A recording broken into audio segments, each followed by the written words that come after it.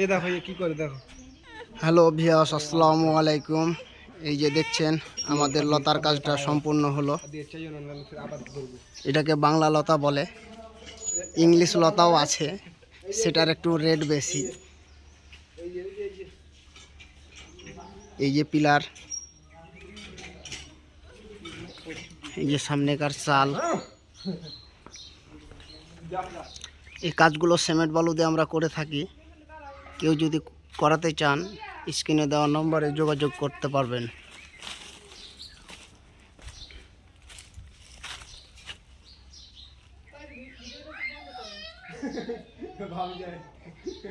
থামেন।